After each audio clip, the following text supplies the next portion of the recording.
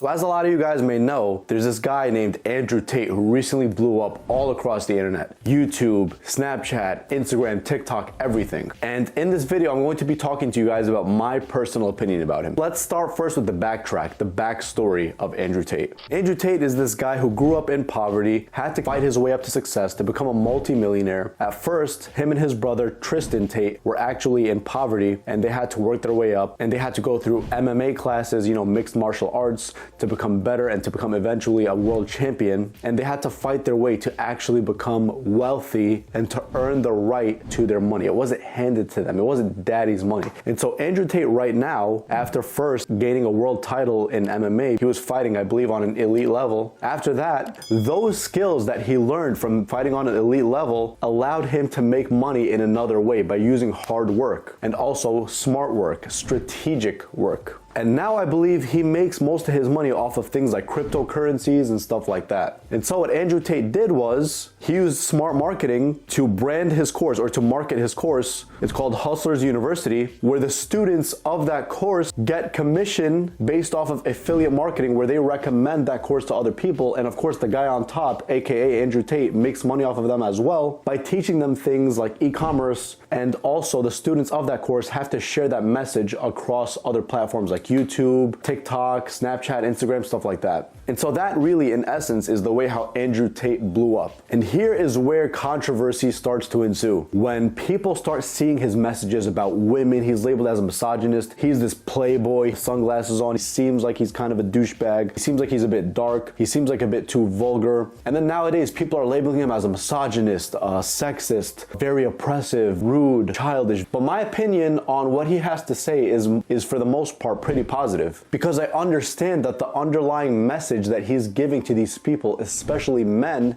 is to become stronger versions of themselves, to fight for their life, to fight for success, to pave their own path in life. He had to fight for his success. He had to fight for his world championship in MMA. He had to fight for his riches, and he's trying to teach men to do the same. And now a lot of the things that he's talking about is the dynamics between men and women, how we live in a feminized society, how we live in a society that's very enabling. It's very effeminate. And I personally agree with him on most of these things.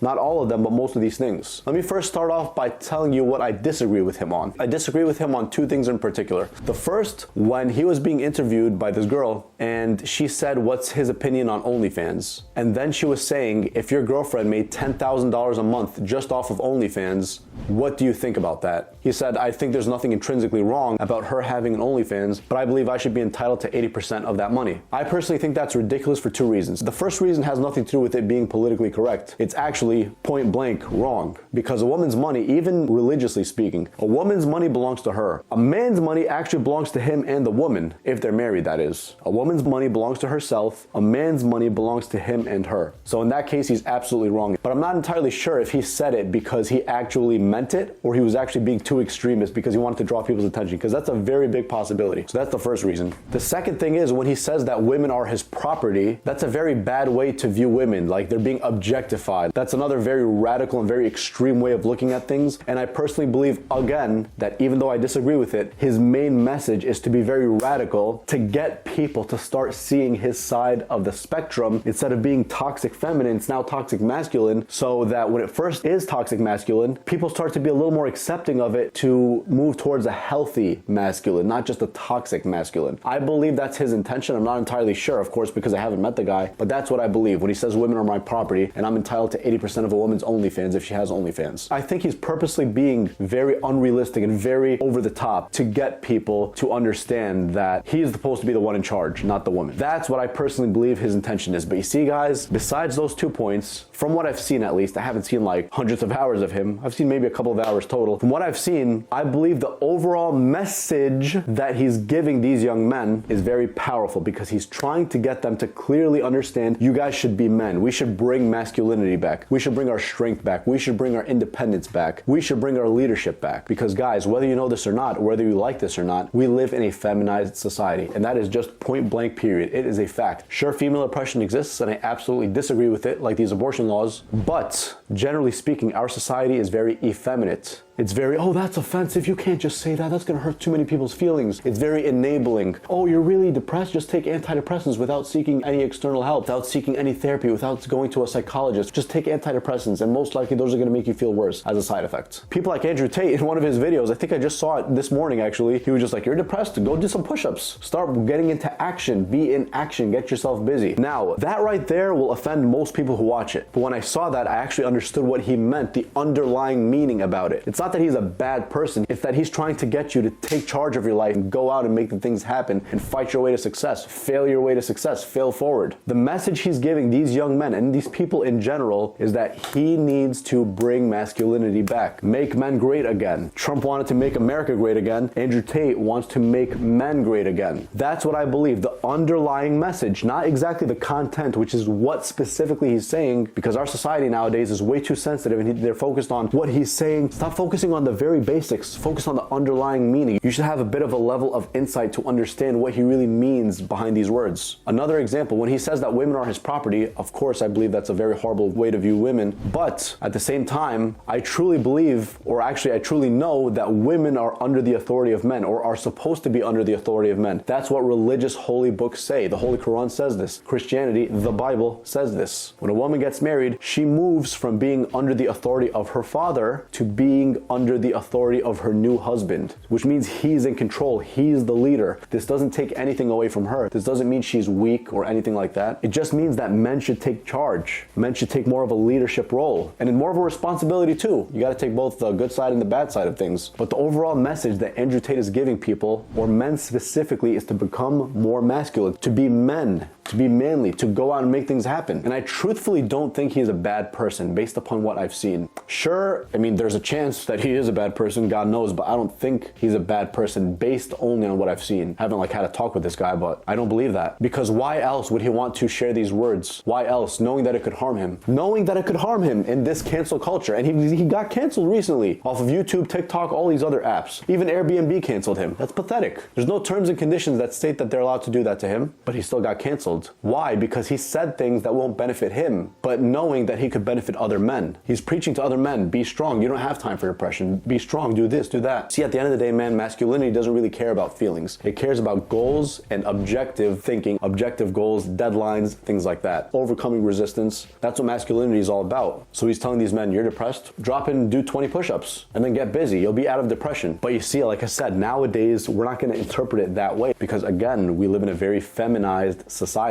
Speaking of the fact that we live in an effeminate society, just a couple days ago, I was commenting on a YouTube video that I really liked because the YouTuber who made it was very creative. He was talking about depression and stuff like that and why it's basically a bunch of bullshit and why actually doing the internal work is what's better for you. So what happened was I commented in the comment section and I was like, this is an amazing video, man. You're very creative. You have a very high and bright future here on YouTube. And then I said, guys, take this as a message to stay away from antidepressants because they're horrible for you. Trust me, I'm a pharmacist. I said that. And oh my goodness, man, you won't believe how many comments and how many negative, weak-willed minded people looked at that and they were like, oh, what are you talking about? Oh, antidepressants actually do work. Oh, you don't know what you're talking about. You're not a very competent pharmacist. There's one other pharmacist was like, I'm a clinical pharmacist. Oh, you're not very competent. You're allowing people to be more depressed. People like these, most of them are ignorant because I specifically said in the comment section afterwards, if you're depressed and you resort to antidepressants, it is very likely that you will get negative side effects and it will cause you to be even more depressed. That is a high possibility. Sure, it can make you feel better, but it's also pretty likely that it can make you feel more depressed. And so the reason why I believe you should stay away from them is because a lot of the times that depressive state has to do with internal things that you can fix.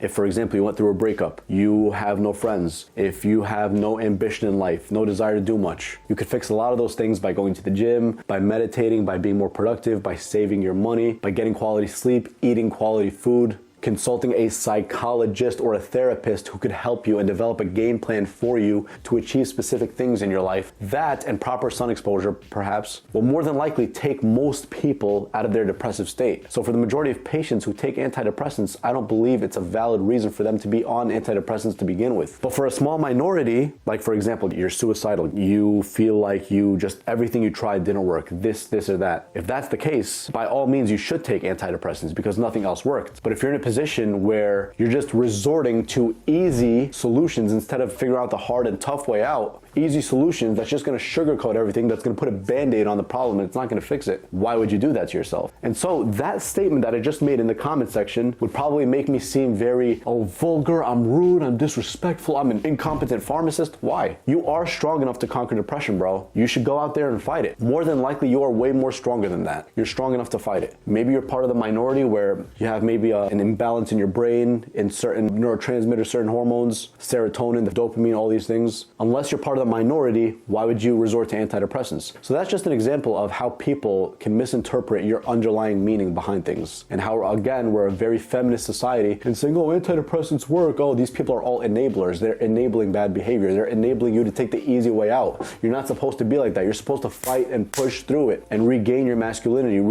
building yourself back up. People like Andrew Tate, they're seen as misogynists for the same reason. Why are you seen as a misogynist? So what I'm trying to say, guys, is at the end of the day, the reason why I agree with Andrew Tate is he's making us more masculine. He's trying to push society to a more masculine extreme. And he also understands that radicalism is at the forefront of change at first. At first, someone has to be very radical, but then later when they start accepting his ideas, maybe he had certain points of view that were right. Okay, we're starting to accept a little more of it. We're shifting more to a more masculine, healthy masculine dynamic instead of that's what I truthfully believe is beneficial to people, especially young men right now. This new generation of young men that are, coming up, maybe adolescents, for example, that are turning into men slowly in the next few years. Those are the people who are really going to benefit from Andrew Tate's message. And those are the people who really need to see its message for what it is instead of what their feelings are about it. We live in a very feminized society and an effeminate society where we look at things based upon our subjective feelings about them instead of about the objective evidence about what it is that we need to do. Masculinity is objective. It's not subjective. It is what it is. It's the truth. There's no I feel this way about it. I feel that way about it. The truth is the truth. Femininity is about allowing, accepting. Masculinity is intolerant. It says, no, don't take antidepressants. You're depressed. I understand that you're depressed, but I want you to go out and seek help. Seek a therapist, seek a psychologist, work out, meditate, eat quality food, get quality sleep, things like that. So guys, the overall message of today's video is my personal opinion on Andrew Tate, why I believe, for the most part, he's giving a good message to our society, and why I personally believe that most people who follow his advice objectively, without getting their feelings attached to it, will actually lead happier, healthier, and more productive lives.